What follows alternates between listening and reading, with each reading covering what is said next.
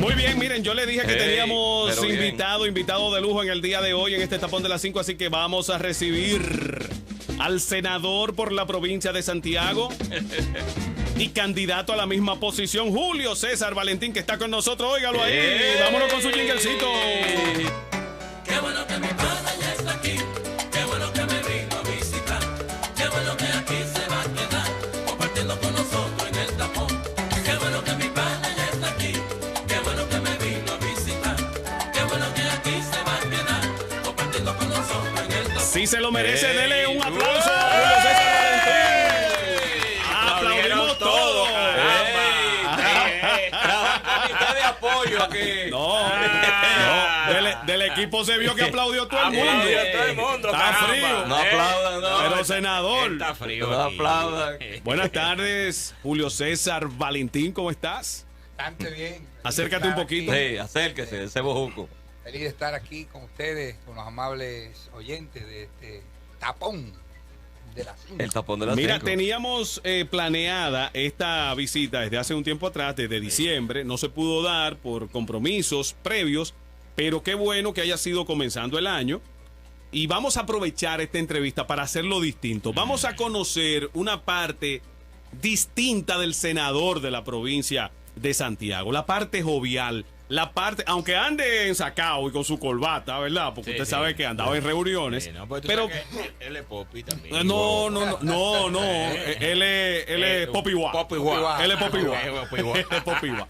Pero vamos a hablar con Julio César Valentín en esta tarde para conocer al ser humano, para conocer al ente social, al motorizador de situaciones y de cosas para la provincia de Santiago. Primero, para el que no te conozca, ¿de dónde proviene Julio César Valentín? Bueno, yo nací en La Joya, en la García Copley.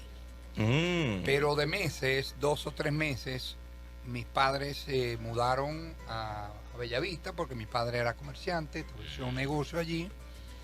Y puede decirse que toda mi vida fue en Bellavista hasta los 12 años. La avenida Antonio Guzmán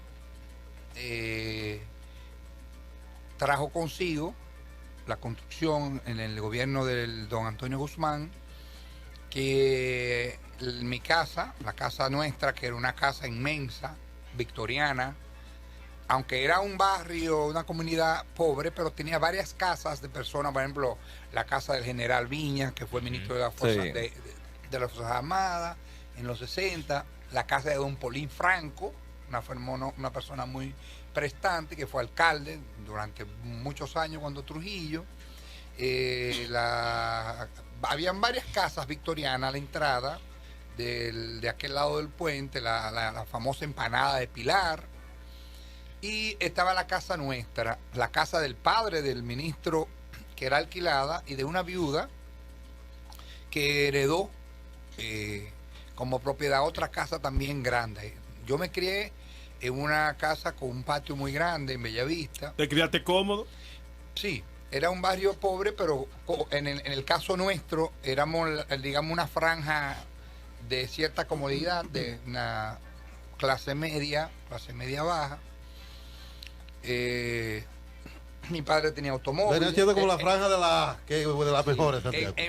En Bellavista, tener automóvil era una persona, ¿verdad?, cómoda. Claro. Sí. Entonces, pero cuando vino la avenida de Antonio Guzmán, fue preciso cortar la vivienda. Fue parte de las expropiaciones. Sí. Okay. Entonces mi padre construyó en el reparto Peralta. ¿Qué pasa? Que en ese momento nos vamos a vivir al reparto Peralta, que era, digamos, la clase media y media baja de los que emigraban a los Estados Unidos de la sierra y parte de Bellavista, personas que crecían económicamente.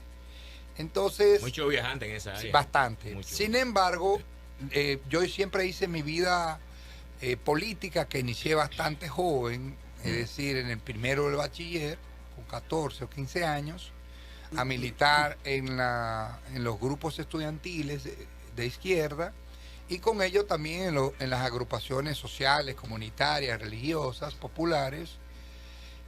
Entonces hacía más vida en Bellavista. ¿Motivado por quién? O sea, esa inclinación a lo social, a las ayudas, al trabajo de la comunidad? Mi padre era PRDista, es decir, mi padre tenía un sentimiento antibalaguerista y antitrujillista. Eran contrarios al régimen de Balaguer. Se relataba en la casa del tema de las violaciones a los derechos humanos, la primera golpiza que observó mi madre cuando yo no había nacido, que fue a un dirigente del MPD que estudiaba en La Salle. Emery Bueno está vivo, y que era de una familia, hija de familia de maestros. Entonces, la muerte de otro dirigente social, que fue Boyoyo, que era del Movimiento Popular Dominicano, y bueno, mi madre y mi padre sufrieron el trauma de la Revolución de Abril y del golpe de Estado a Bosch. Entonces, generaron, siendo dos personas de origen campesino, un sentimiento urbano muy anti-balaguerista. Pero mi madre tenía simpatía por dos liderazgos. Uno, por Francisco Alberto Camaño Deñó, y otro por el profesor Juan Bosch, por el buen gobierno que realizó en el 63 y el trauma del golpe. Mi padre, en cambio, era peñagomista y tenía una notable simpatía por Salvador Jorge Blanco. Sin embargo, cuando yo entré al liceo, mis primeras consignas fueron: fuera Bush asesino, que venía al país siendo vicepresidente luego de haber sido director de la CIA y que tuvo que ver con muchos de las desapariciones en Centroamérica y Sudamérica, y todas las izquierdas del mundo en el movimiento estudiantil nos movilizábamos donde quiera que él iba, lo declarábamos persona no grata, quemábamos banderas norteamericanas. Y la otra gran consigna nuestra, y siento que fue una gran equivocación de mi juventud, mi primera juventud, fue, siendo mi padre PRDista, con las consignas de, primero, no fue un error, 1 millón para la UAS. Sí.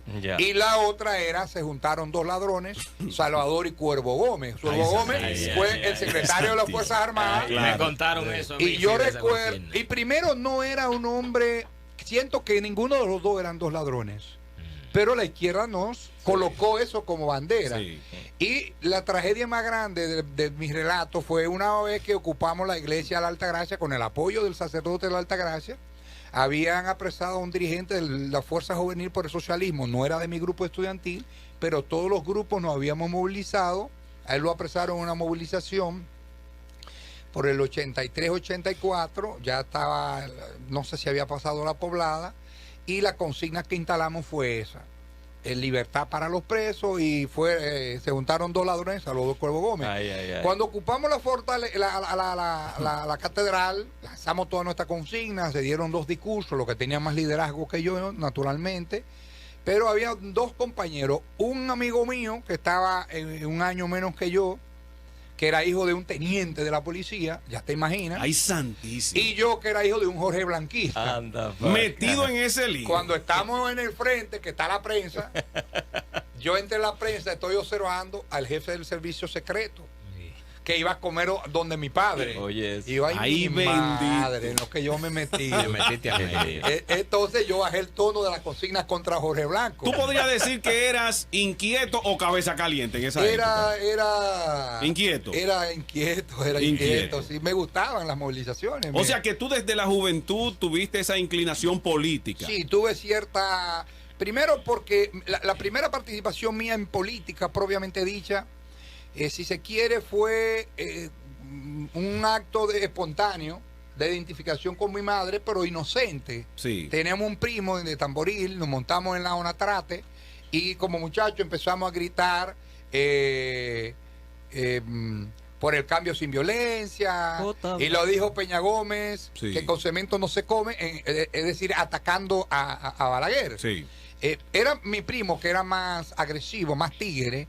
Pero luego, cuando yo llegué al liceo, el primer año, hubo una invitación a una charla sobre la vida del comandante, del coronel de Abril, el coronel Francisco Alberto Camaño Deñó. Y esa fue la invitación que sirvió para que yo decidiera reclutarme inmediatamente en el movimiento estudiantil, en el movimiento popular. Muy bien. ¿Y cuándo se da ese salto ya a la política formal? Lógicamente nos vamos desde ahí, desde ese mismo momento. Ya estabas organizado. Formal. Sí, ya era lector, pero llegó un momento en que las izquierdas empezaron unos procesos de confrontaciones, de divisiones, de disminución, desaparecían los enlaces.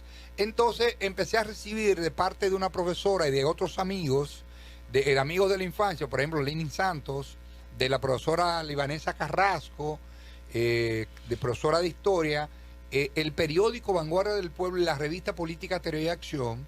Entonces yo empecé a sentir que el PLD tenía una cierta sensibilidad de izquierda. Yo decía que el PLD era una retranca de la revolución, la profesora de historia decía que no, que era el que podía armar el Frente Amplio. Para ese tiempo, Sí, ¿verdad, Valentín? fui a una conferencia después de la poblada de abril del 84 con Feliceiro Ducudré, que era del comité político del PLD, que venía de una tradición de lucha antitrujillista, de lucha por las libertades, por la democracia y por el socialismo. Y escuché de él la propuesta de que en República Dominicana la única solución era una opción tipo Frente Amplio como en Uruguay, que se juntaron desde demócratas cristianos, socialistas, comunistas, socialdemócratas. Y lo mismo pasó con el Frente Sandinista, que desaparecieron todos los grupos. Más recientemente con Evo desaparecieron prácticamente todos los grupos de izquierda tradicional para formar una sola plataforma política. Y lo que aconteció con el Frente Farabundo Martí, que 5 grupos guerrilleros en una dictadura brutal que había asesinado decenas de miles de personas, dirigentes sociales, religiosos y políticos, estudiantes, profesionales, gente con sensibilidades democráticas, y terminaron siendo de izquierda porque era la opción que les permitía enfrentar la dictadura. Y eso yo lo asumí como inteligente. Me invitaron a una tertulia, y recuerdo que un personaje que conocía desde mi infancia, que me lleva algunos años, me dijo: oh, Valentín, pero qué bueno que estés aquí, esperamos que te reclutes en el PLD, que es la vanguardia del pueblo dominicano. Y esa persona fue Antonio Peña Mirabal. Me impresionó vivamente. Fue un sábado, yo era menor de edad, me organicé en el PLD sin pensarlo, fui a un comité de trabajo PLDista, a un comité de amigos PLDistas, luego fui a un círculo de estudio, empecé a distribuir Vanguardia, a distribuir y a organizarme en los grupos populares, estimulado también por el PLD. Y ahí comenzó un proceso de crecimiento, de visibilización mío, desde el movimiento de clubes, del movimiento comunitario, popular, del movimiento de las pastorales juveniles, que en el caso nuestro de la parroquia San Pío X no teníamos tanta sensibilidad católica, aunque mi madre era una católica militante, pero con sensibilidad de izquierda, y yo que entendía que la iglesia y la revolución debían andar de manos en favor de los humildes y de los explotados. Y entonces ahí llegas ya unos años después a la Fiscalía de Santiago. Bueno, yo primero me vi envuelto en una confrontación que tuvo el partido en dos frentes. Los sectores de la Secretaría de Asuntos Obreros, la mayor parte de ellos, y de los que venían del Partido Socialista y de las izquierdas, que entendíamos que el partido iba rumbo a un proceso de moderación política peligroso, encabezado por Norge Botello. Enfrentamos... Estamos hablando en el 90. En el 89, 90, Sí. 91, cuando se da lo que nosotros llamamos el fraude electoral, entendimos un sector que la respuesta fue tímida en términos de no convertir la capacidad de movilización electoral en capacidad de movilización social y de protesta. Y entendimos que en ese Congreso del 91 las posiciones más conservadoras se apoderaron de la mayoría del partido. Fueron las que llevaron al PLD al gobierno. Sin embargo, ese segmento que lideraba Norge Botello, en la que estaba Danilo, aún siendo un hombre con criterio de izquierda, fue más flexible y más pragmático. Nosotros entendíamos que había operado una desviación. Yo me identifiqué con las posiciones más de izquierda. Tu naturaleza combativa. Me iba del partido en el 91, pero en ese momento Ventura Camejo, que era el senador, me salvó de que yo no me fuera del partido porque me designaron juez de paz. Ok. Y como juez de paz, yo estuve 2 años y tanto como juez de paz, luego como juez de instrucción, pero renuncié para acompañar a Juan Bosch en su última jornada electoral, porque no podía ser juez y militante activo. En el 94. Sabiendo que Bosch no tenía probabilidades, entendía que mi vocación era la participación política. No tenía ánimo de ser árbitro, porque el árbitro no participa del debate. Sí. Solo calla, escribe y decide. Es cierto. Entonces yo tenía como un temperamento más orientado a ser activo, no a ser A las ideas, a las contemplativo. opiniones. Y bueno, me desesperé, le comuniqué a Camejo, mire Camejo, y le agradezco, pero yo vuelvo a mis trincheras. Ahí trabajé en la seguridad del partido, en la seguridad de Bosch, cuando estaba en el norte, en parte del país entero. Estuve trabajando como instructor electoral, como delegado político en la Junta. Es decir, tuve tantos roles que me permitió colocarme en posiciones cimeras de la organización sin proponérmelo, porque mi sector político prácticamente se había ido. Aunque siempre reconozco que tuve tres personalidades que, además de aquellos que partieron, me apoyaron. Me apoyaron y vieron en mí condiciones políticas. ¿Quiénes fueron? Fueron Antonio Peña Mirabal en la fase inicial. El actual ministro de Educación. Sí, pero que tuvimos contradicciones en el 91 porque yo lo sentía en posiciones cercanas a Danilo Sí. y a Botello. Y nosotros estábamos más cerca de Nelsi, además Puy y de los hermanos Ducudrey Sí. en mi organismo, en el TUSEN. Entonces tuvimos algunas diferencias penosas, pero tuvimos entonces la comprensión también y el liderazgo de Camejo y de Adalberto Rosa, que ya no está en el PLD, pero fueron de las personas que me dieron incentivos selectivos, incentivos para decirme, tú puedes, tú tienes condiciones, préstale atención a la lectura, al estudio, a la comprensión de los fenómenos desde el punto de vista intelectual, pero no dejes de ser una persona que en la práctica rinda más que todos los demás. Y entonces creí siempre que un revolucionario trabajaba más que todos sin pedir a cambio un reconocimiento.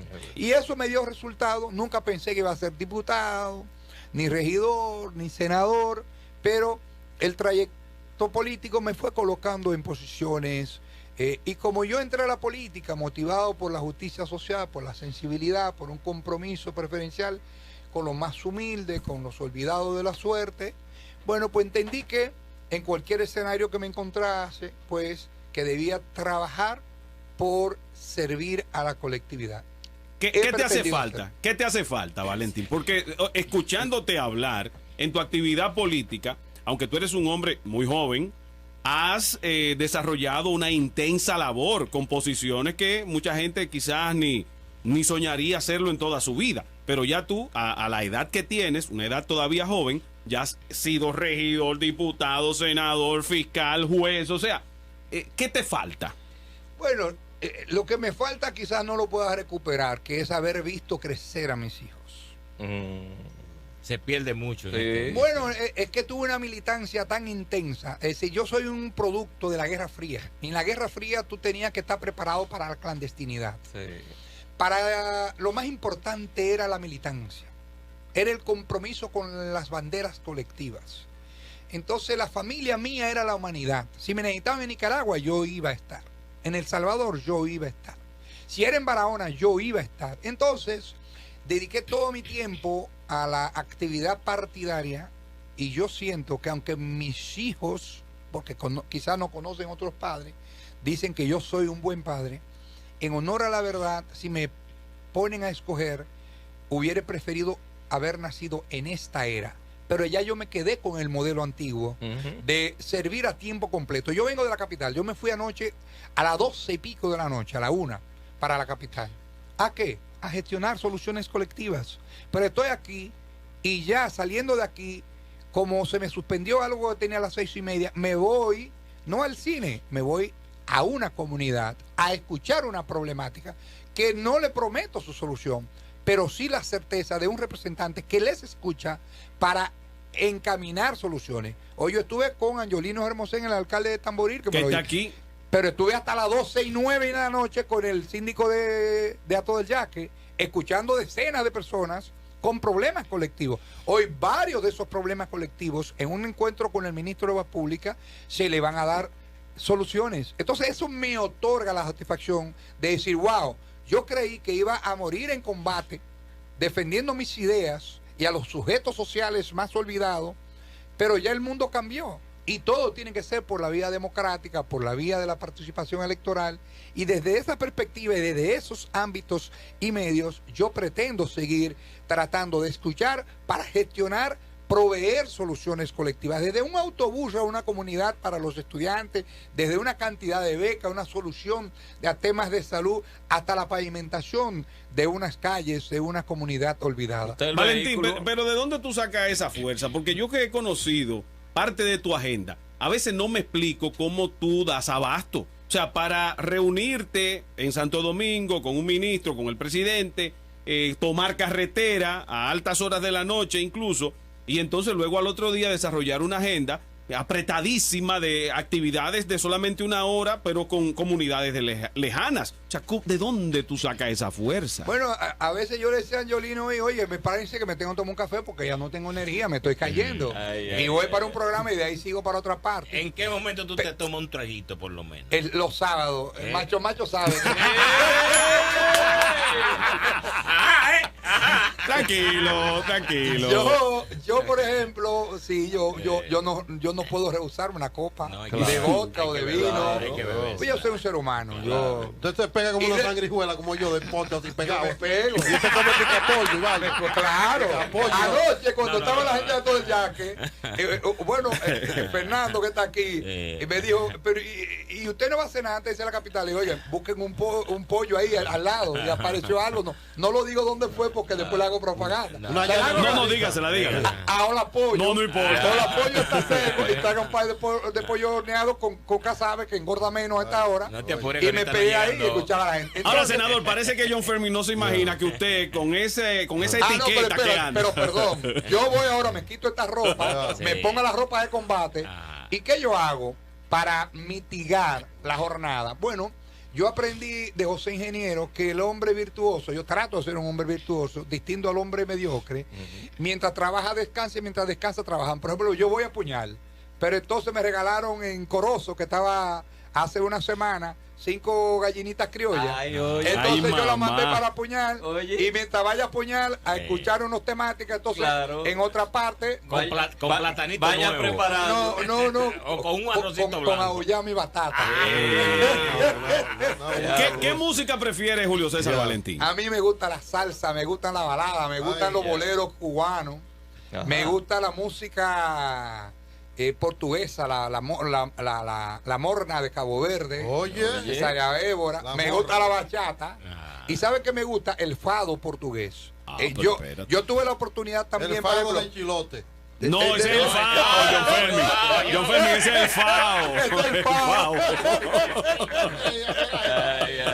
Lo que pasa es que yo aprendí también idiomas muy joven. Sí. Entonces escucho música en otros idiomas como una forma de practicarlo. Por eso, porque tengo poco tiempo. Voy en el carro, voy escuchando o un programa o voy escuchando música portuguesa. O voy escuchando algo en un idioma diferente al mío para mantener el contacto. Entonces, yo también fui traductor judicial por decreto presidencial, porque tuve la oportunidad de dedicar tiempo a aprender idiomas desde joven, y ya eso es una pasión como practicar deporte. Entonces yo termino un idioma y luego si me hace falta otro, lo comienzo, aprendo una parte, me comunico, leo, veo películas, escucho música. Y bueno, es parte, es una forma de yo, digamos, botar el golpe. Senador. De botar el estrés. Lo vimos en días pasados reunido con el presidente en las salutaciones de Año Nuevo, pero también le entregó un... Aquí, ahí fue. No se preocupe. No es ahí. Hay un proyecto que está buscando que la Fortaleza San Luis sea protegida, sea convertida en un museo. Explíquenos el porqué de esa iniciativa suya. Mire, por varias razones. Primero, eso está declarado como monumento nacional. Sí. Segundo, por decreto presidencial del año 1997, es parte del centro o casco histórico de Santiago.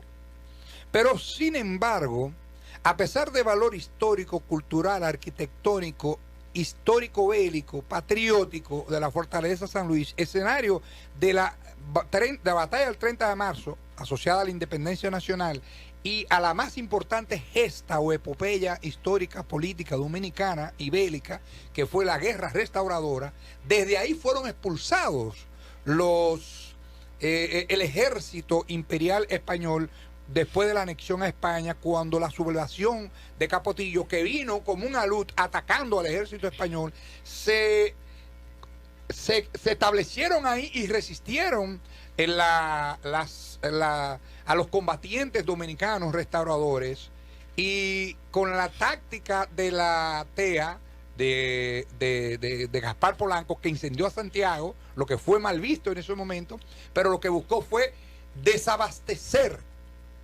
al ejército español que estaba ahí, digamos lo más alto del gobierno español, y tuvieron que procurar un salvoconducto y salir y ocuparlo el ejército restaurador, que desde ahí se garantizó el triunfo de la guerra restauradora. El valor histórico, arquitectónico, cultural, eso debe ser un espacio lúdico, un espacio de recreación, pero también debe ser un espacio para la promoción de esos valores históricos de Santiago, para que sirva de educación ciudadana, para que sea un museo. Pero ahí hay un pequeño museo, gracias al esfuerzo del general Jorge, un general en retiro, que vio que se perdían una serie de documentos, de instrumentos de guerra, que tienen toda una historia de siglos. Eso fue hospital, eso fue prisión, eso fue fortaleza, fue fortificación. Entonces, en la guerra de abril, incluso aunque no fue escenario aquí, tuvo que ver cuando hubo un intento de ebullición popular. Desde ahí hubo una confrontación entre civiles y militares, y entonces nosotros tenemos que poner eso como un centro de atracción. Ahí está la DGCET, ahí está un cementerio de vehículos incautados, algunos que tienen años. Entonces eso no dialoga, eso no convive con la noción, el Sestur, eso no dialoga con la idea, con lo que debe ser un museo. O sea, una cuestión que tiene varios siglos, que fue parte de episodios tan importantes, que es declarado patrimonio cultural, la DNCD. ¿Usted se imagina un camión de turistas que vengan de Puerto Plata y ver 3 presos conduciéndolo? Un allanamiento, o unos niños que van de un colegio a ver lo que es la historia de la restauración. Pero yo propuse hace 1 año y medio, y fue aprobado en unanimidad, que como La Vega se le hizo el museo del carnaval, yo propuse demandar al gobierno un museo de carnaval para Santiago, porque aquí había uno que era el Museo de la Careta, don Tomás Morel, pero como era propiedad privada, cuando él murió, sus hijos probablemente no pudieron administrar ese bien, y como era una propiedad de don Tomás, pues definitivamente nadie puede decidir sobre eso. Era un bien Entonces privado. El criterio museográfico se perdió, y se perdieron caretas desde 1940 hasta el día de hoy, que ganaron premios en el carnaval. Entonces el carnaval más histórico, más tradicional, uno de los más vistosos del Caribe, de los que incorporan más población en todo el Caribe, resulta que no tiene un museo apropiado. El tabaco, que somos la capital mundial del tabaco, entonces todo eso deben ser atractivos que hagan llegar personas a esta metrópoli que ya tiene 1.200.000 habitantes. Pero Valentín, ¿por qué? Y yo como representante no puedo estar ajeno a esa realidad. Valentín, yo quiero más personas en Santiago viendo que Santiago no es solo la circunvalación, la calle del Sol y el monumento, sino que nosotros tenemos toda una infraestructura cultural que podemos ser la capital cultural de la República Dominicana, como Punta Cana es la capital del turismo de playa. El turismo no solo es de playa y de hotel. Exacto. Valentín, pero ¿por qué no se ha logrado? O sea, tú acabas de dar 3 iniciativas. Yo lo sometí hace 1 mes. Yo no puedo esperar que el gobierno en 2 meses no, pero disponga de los recursos. No, pero déjame terminar la pregunta. ¿Por qué, si tenemos un representante como tú, tan vehemente en esas iniciativas, por qué anteriormente no se había llevado una propuesta como esta? Porque Santiago realmente amerita de todo eso que tú acabas de mencionar. No es de ahora que somos la capital del tabaco. Tú sabes que yo he estado muy vinculado a los tabaqueros como abogado. Como fui abogado, defensor de los sindicatos, de los que protestaban en las comunidades, de las izquierdas. Fui también abogado de las asociaciones tabaqueras. Y todo era gratuito. Pero también yo he estado vinculado al movimiento cultural y al movimiento carnavalesco. Es decir, yo no solo he estado vinculado, sino que me vengo disfrazando desde niño hasta que he tenido todas mis funciones. Sí. Si yo, presidente de la Cámara de Diputados, me disfrazo como uno más. Un lechón auténtico. Yo siendo fiscal me disfrazo como uno más. Sí, Cuando y se ha visto entonces, en varios carnavales. eso, yo entiendo que el Carnaval de Santiago, el de La Vega, ha logrado una difusión y Proyección. una comercialización que le ha dado eso que tú dices. La proyección. principalía. Una principalidad. Sin embargo, lo tradicional, el Carnaval de La Vega es un carnaval más de clase media. Sí. El que hace un disfraz en La Vega es de clase media. Sí. Aquí los hijos de Tony Vargas son gente humilde de La Joya.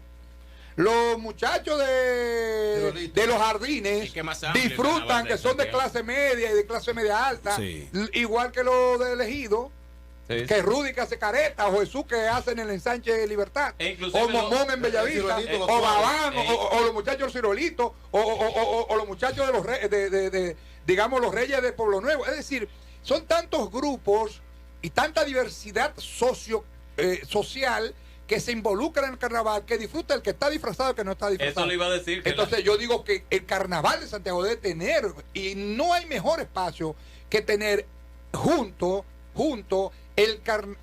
la historia bélica y patriótica de Santiago Claro. y del país. La historia de la fortificación de Santiago. La historia del arte de Santiago en el Centro León y en parte ahí, y en la Fortaleza San Luis con las obras, en el monumento con las obras de Vela Zanetti. Obras en el Centro de Convenciones de Utesa. Obras en el Centro de la Cultura y en Casa de Arte, pero también en las universidades. Y que nosotros entonces digamos que tenemos también un museo del carnaval, un museo de la guerra, un museo de los instrumentos bélicos y un museo del tabaco. Claro. Es decir, son cuestiones que de seguro a cualquier turista que no prefiera la opción de playa, diga yo quiero conocer el interior del país, Claro. vendrán y tendrán ahí un espacio Todos los atractivos de la ciudad tú lo tienes en un solo lugar. en un Exactamente. solo lugar. Valentín, ya tu trabajo es alto conocido por toda la sociedad santiaguera, por toda la provincia. Ahora, en este nuevo periodo, ¿qué estás enarbolando como propuesta? Porque tu trabajo está ahí, está latente, pero ¿qué? ¿Cuál es el discurso que estás llevando a todos los votantes de la provincia de Santiago? Bueno, además de la labor de representación que insiste en escuchar para representar, es decir, no esperar que venga la gente a mi oficina, sino que yo pueda ir a las comunidades. Por ejemplo, yo estaba con un pastor evangélico hace unos meses, planteándome unos problemas de los cerros de la Herradura, y con ese pastor me planteó los problemas y yo estuve hoy con el ministro de Obras Públicas. Pero yo hago mesa de consulta ciudadana en la UAS y estábamos planteando unos problemas de un comedor y de un multiuso que le hace falta a la UAS. Se lo plantea el presidente del ministro de Obras Públicas. Pero yo entiendo que hay que hacer un proceso de pintura de todos los apartamentos que son o que fueron obras públicos, como hizo Abel en el aquí, bueno, pues tenemos las allá carreras, en la carrera. Que están muy bonitos. tenemos allá a Los multis de Monterrico, tenemos los multis de Pekín, en fin, Villa Olímpica. Villa Olímpica, la tabacalera, es decir, todo eso le generaría un atractivo a la ciudad. Pero además, yo he escuchado lo que pasa en Cuatro Esquinas del Rubio, le hicimos la carretera, pero falta Cuatro Esquinas y falta Celestina. Yo he escuchado a Cebú porque hemos hecho Jánico, pero falta Cebú. Y lo vamos a hacer ya prácticamente. Faltan obras en Tamboril, por eso estuvimos con el alcalde de Tamboril. Faltan la carretera de Guayacanal. En fin, estamos trabajando activamente, escuchando. Pero además de esta labor de representación, nosotros vamos a insistir en esta propuesta de este año, estar presente en el deporte, como hemos estado como presidente del Superior de Baloncesto de Santiago, que nos reeligieron este año, está presente en las actividades deportivas de los distintos municipios, como apoyamos el voleibol en San José de las Matas, en Puñal, en cualquier lugar de la provincia, y gestionar más instalaciones deportivas. También hemos insistido en dos aspectos, en la seguridad ciudadana y en el tema medioambiental. No es una mentira que el cambio climático está generando situaciones dramáticas como la que está sufriendo en este momento Australia, que en mis redes sociales yo he compartido. De costa a costa se quema Australia, producto del plástico, de la tala de árboles, por el abuso y el maltrato que le hemos generado a la madre naturaleza. Sí, señor. Entonces, yo tengo, por ejemplo, la propuesta de la eliminación a 5 años de todas las bolsas plásticas y luego continuamos un proceso gradual de las botellas plásticas. Yo no uso botellas plásticas. Senador, qué yo bueno. uso botellas de cristal en mi casa y en mis oficinas, las relleno en el pote de mi casa y ando con 2 en mi carro y en cada oficina tengo botellas de cristal. Muy Como bien. una cuestión de que también creo que la salvación comienza con el esfuerzo individual. Es de conciencia. Claro. Y por otra parte, hemos propuesto la obligatoriedad de que todas las oficinas, todas las construcciones públicas, edificaciones de más de 2 plantas y las privadas de más de 3 plantas, la iluminación externa, el agua caliente, las áreas comunes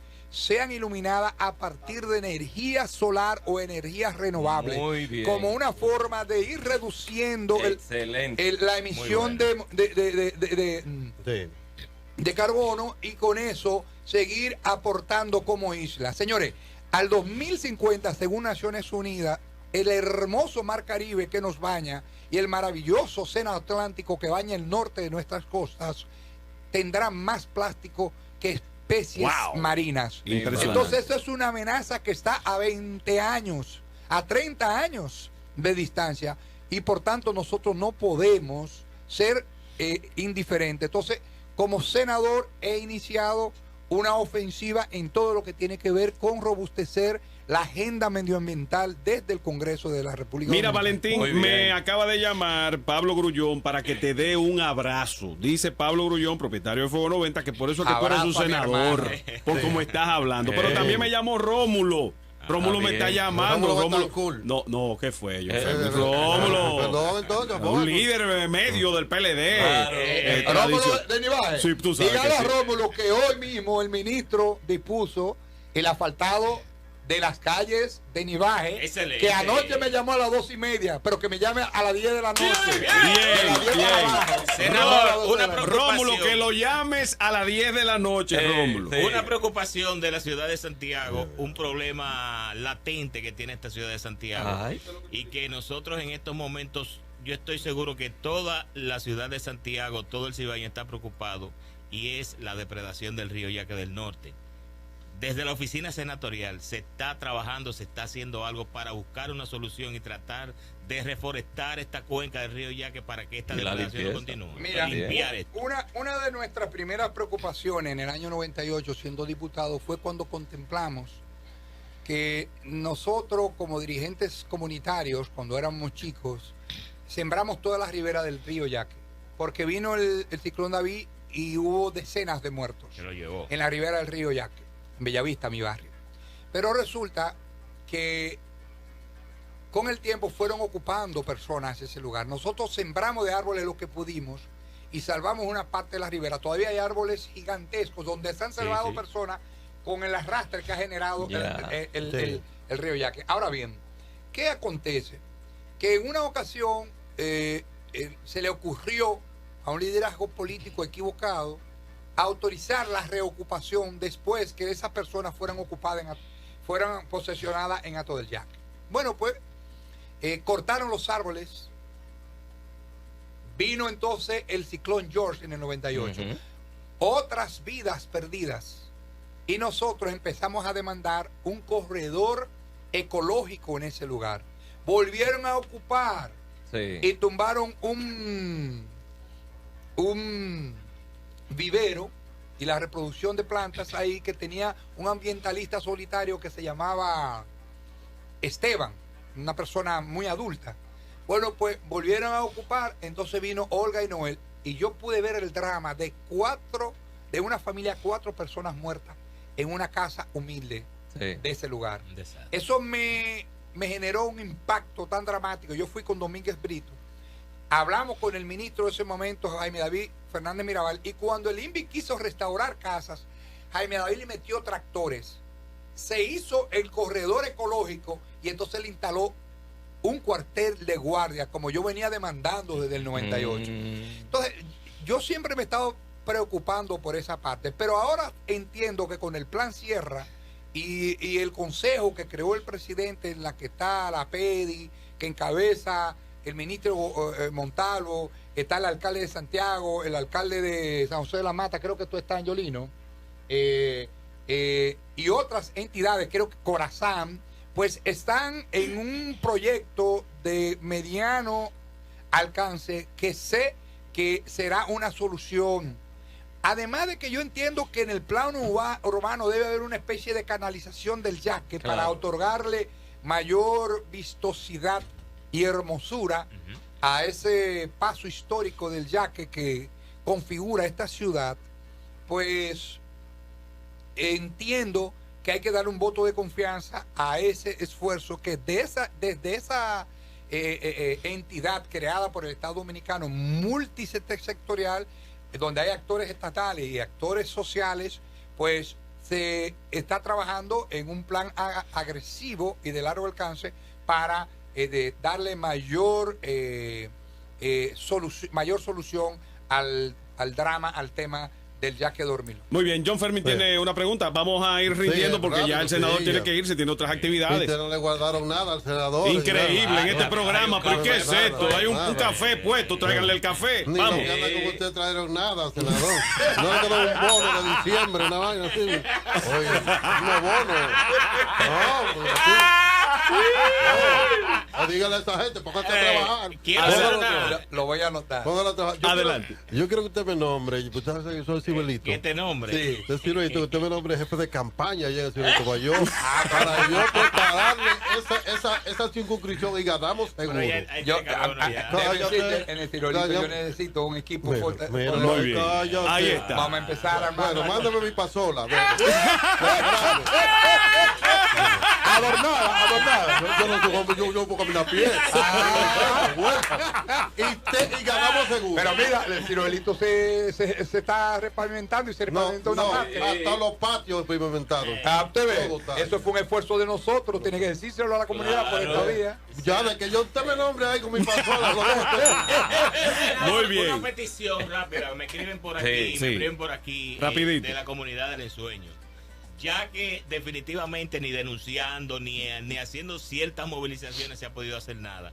A ver si a través de usted se puede canalizar y se puede pues hablar con la gente de obras públicas en la esquina de la avenida de Circunvalación, terminando lo que es la avenida del Arroyo, cuando vinieron las inundaciones aquellas que se inundó la avenida del Arroyo completa.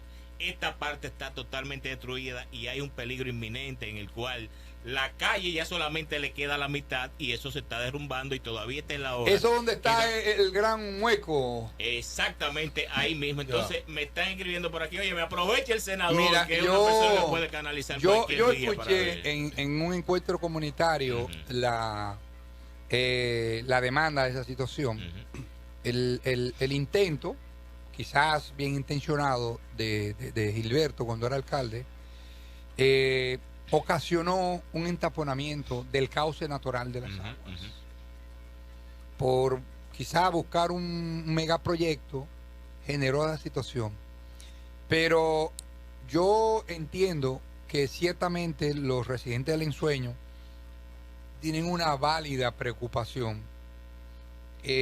Vamos a tomar imágenes de nuevo de esa situación para identificar cuál de las instituciones estatales es la responsable de dar una respuesta a eso, porque ahí hay un peligro inminente de un deslizamiento que afecte las viviendas, el tránsito, pero también la vida humana. Así es. Muy bien. Bueno, vamos a agradecer a Julio César Valentín, senador hombre, por la provincia de Santiago y aspirante a la misma posición. Recuerde. Ya ganó, ya. ¿Cómo fue? Ya ganó. Contigo como jefe de campaña y con esa pasola.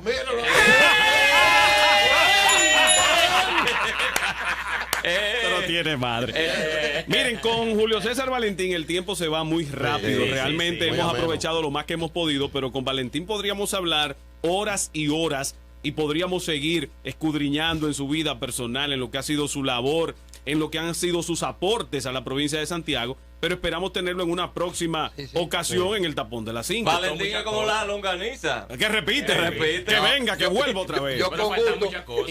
y quiero aprovechar, si me lo permiten, Sí, señor. en unos segundos, para invitar a los simpatizantes del Partido de la Liberación Dominicana. Nosotros como partido terminamos en una alta simpatía en la provincia de Santiago y tenemos propuestas a alcalde, como es el caso del compañero Abel Martínez, Sí. que está por encima del 73%, Angiolino Hermosén, Angiolino, que está con supera el nosotros acá. 68% Destacamos su presencia. Tamboril.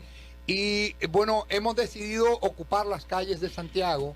El sábado invitamos a toda la militancia PLDista y a los simpatizantes a participar en un gran toque de bandera. ¿Están unificados, Valentín? Sí, bastante unificado. Porque es que aquí como que se No, notan como aquí alguna gente que estamos está. totalmente El PLD unificados, está unificado en Santiago. Absolutamente unificado. ¡Cero Bueno, chisme! en las candidaturas municipales primero y luego seguimos con la legislativa y la Ay, presidencial. ay, ay. Tenemos un toque de bandera de apoyo a nuestros candidatos municipales el próximo sábado, mañana, a partir de las 3 de la tarde, en la intersección de la Juan Pablo Duarte con Avenida Estrella Sadalá. Ahí vamos a llenar de distintivos morados de nuestros candidatos, alcaldes, a regidores, fundamentalmente nuestro candidato a alcalde Abel Martínez. Tendremos actividades en Puñal, tendremos en Canabacoa, tenemos en Tamboril, en todas las localidades. Pero el viernes 17, el próximo viernes de la semana de hoy en 8, estaremos en una visita de nuestro candidato a la presidencia de la República, el compañero Gonzalo Castillo, donde estará en Cienfuegos, en parte de Santiago, en Puñal, en fin. Y estamos tratando de también llegue a Tamboril algún encuentro con algunos sectores importantes de aquella localidad, de forma tal que desde ahora informamos que ese día y el próximo miércoles, lo hemos declarado miércoles morado, estaremos llamando a nuestra gente que coloque algún distintivo en su ropa, en su vehículo de color morado, para enarbolar la fortaleza del partido de la Estrella Amarilla y del Fondo Morado. Cocinar berenjena ese día también en las casas. Sí. ¿Cómo es? Berenjena, mucha Cocinar berenjena ese día también. Esto no tiene Berenjena madre. con carne. Bueno, muchísimas gracias, Julio César Valentín, senador por la Gracias provincia de también. Santiago, por estar con nosotros en el tapón. Gracias, que se repita. Continuamos en el tapón. ¡Floje! Lo tenemos todo. El tapón de las 5. El fenómeno radial del Cibao.